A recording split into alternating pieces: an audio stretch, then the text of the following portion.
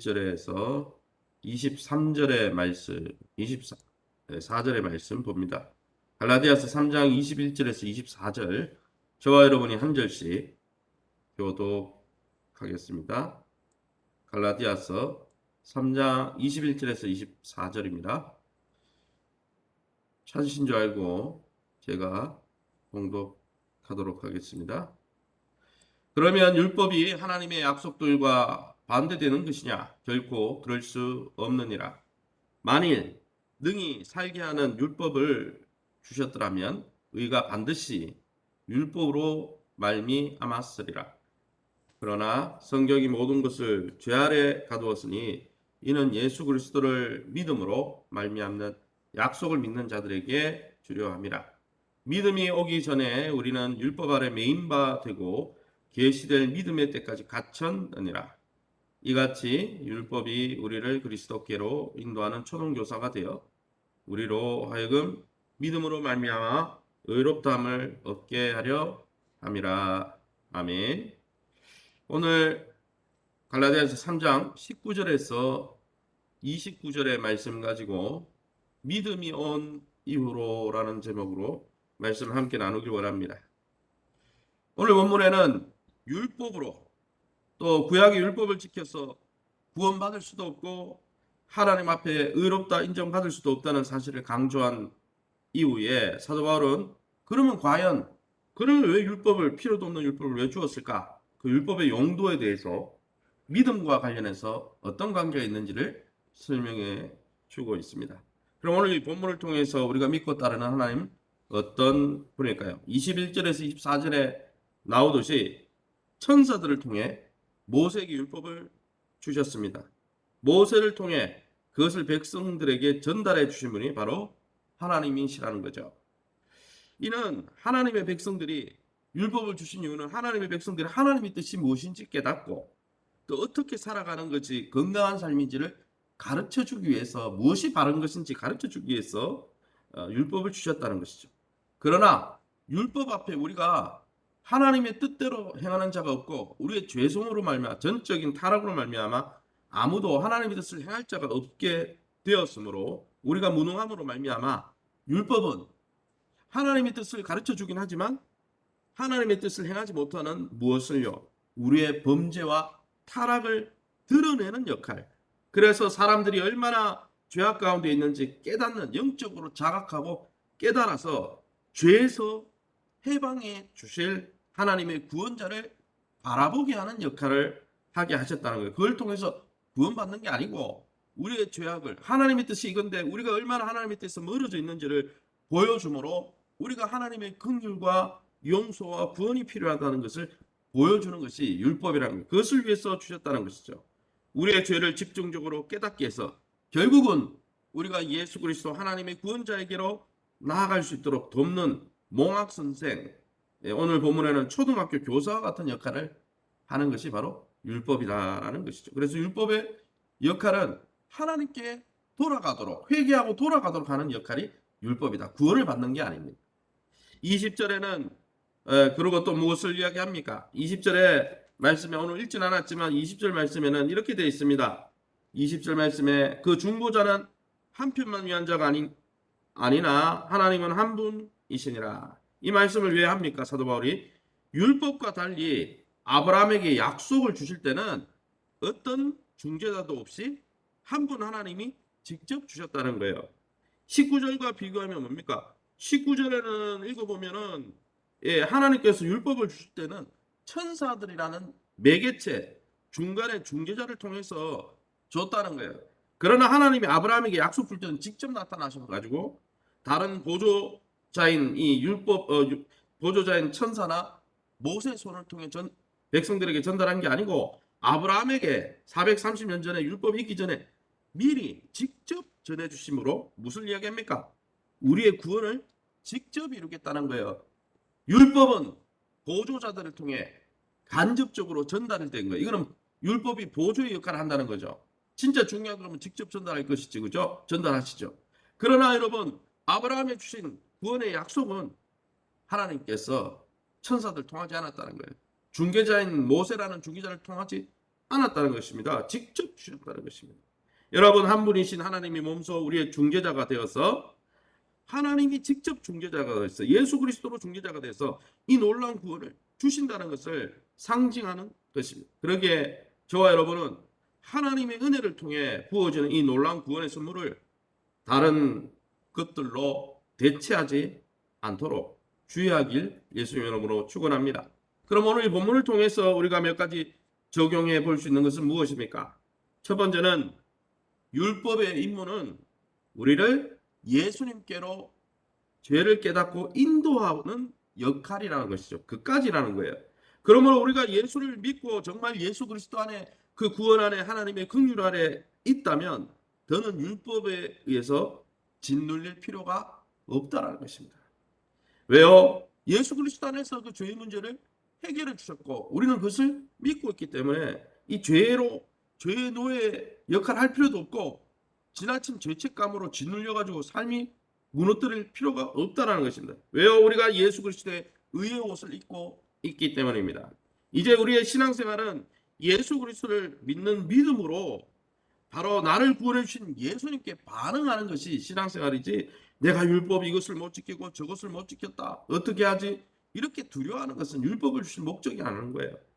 만약 죄를 범한 때라도 우리가 죄를 깨닫고 어디 앞에 가면 됩니까?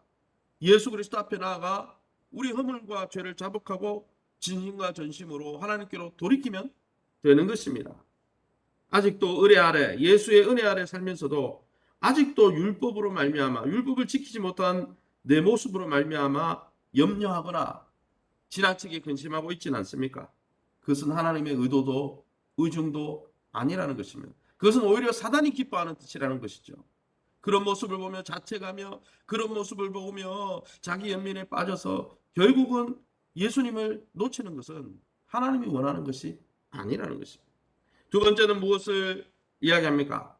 26절, 27절에 나오는 말씀처럼 이렇게 돼 있죠. 26절, 27절. 너희가 다 믿음으로 말미암아 그리스도 예수 안에서 하나님의 아들이 되었으니 누구든지 그리스도와 합하기 위하여 세례를 받은 자는 그리스도로 옷 입었느니라.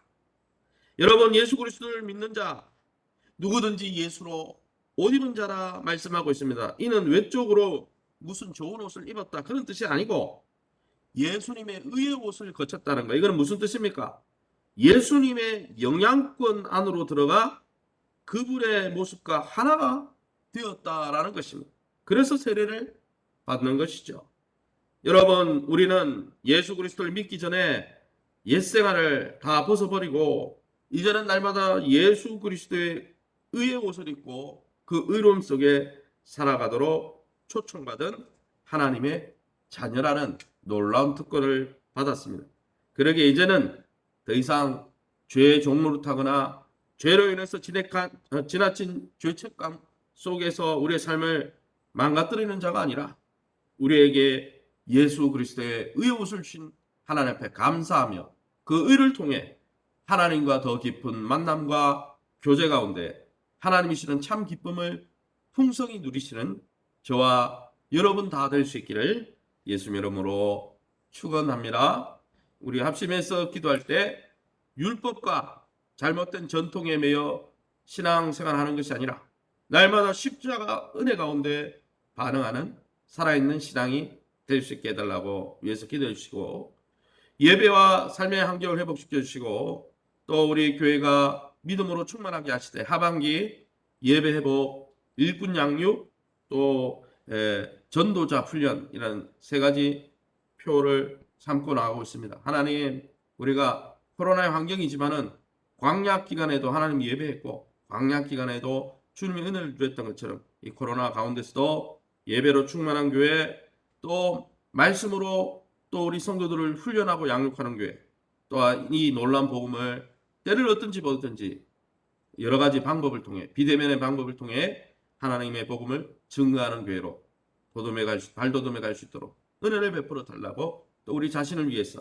합심해서 통성으로 기도합니다. 주여 하나님 아버지, 네 감사합니다. 하나님의 놀라운 은혜 가운데 모항 성전과 같은 율법을 주셔서 우리가 하나님의 말씀이 그것이 죄라고 말하지 않았다면 그것이 죄인지도 모르고 아버지 흥청망청 잘못된 타락한 10년 가운데 살았을 것인데 율법이 죄라고 말씀함으로 그것이 죄인 줄 깨닫고 그 수에서 하나님의 심판이 임박하였음을 깨닫고 우리가 하나님의 구원자 하나님의 긍휼을 입어야 됨을 하나님의 사랑과 인자를 입어야 됨을 알게 하시고 그로 말미암아 하나님의 구원을 소망하며 은혜를 소망할 수 있도록 우리에게 인도해 주시니 감사합니다.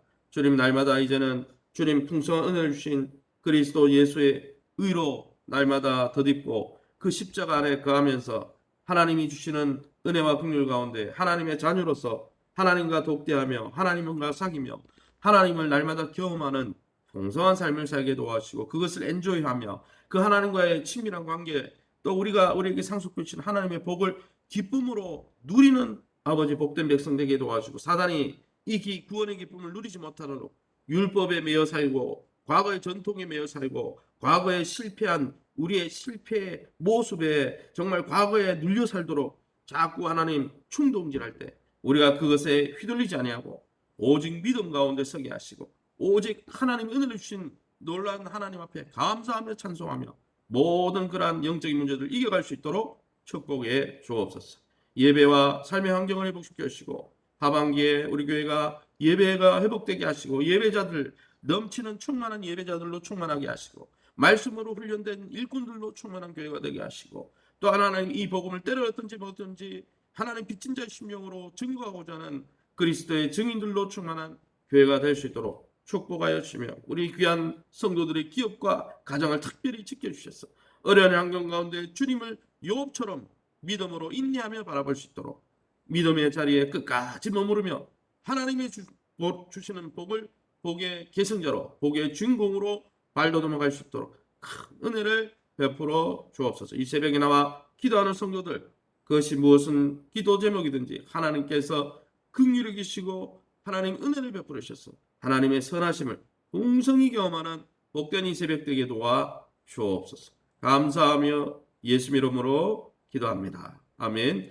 하늘에 계신 우리 아버지여 이름이 거룩히 여김을 받으시오며 나라의 마옵시며 뜻이 하늘에서 이룬 것 같이 땅에서도 이루어지니 오늘날 우리에게 일용할 양식을 주옵시고 우리가 우리에게 죄진 자를 사하여 준 것 같이 우리 죄를 사하여 주옵시고 우리를 시험에 들게 하지 마옵시고 다만 악에서 구하옵소서.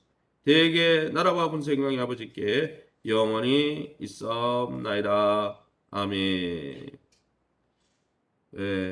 예배 환경이 아직도 막혀 있습니다. 또 우리 성도님들 가운데 백신을 접종하고 있는 분들이 있는데 백신 후유증으로 고통받지 않도록 하나님 긍휼하게 달라고 코로나로 막혀 있는 이 삶의 환경 가운데 하나님 긍휼을 베풀어 주시고 이 광야 생활 가운데 아무도 불기둥과 구름으로 인도하시는 하나님을 의심치 않고 원망하고 불평하지 않고 오히려 모세와 여호수아 갈렙처럼 믿음으로 하나님을 바라보는 가운데 하나님의 공급하심을 풍성히 경험하게 되려고 여러분 자신과 교회를 위해서 자유롭게 기도하시고 돌아가시기 바랍니다.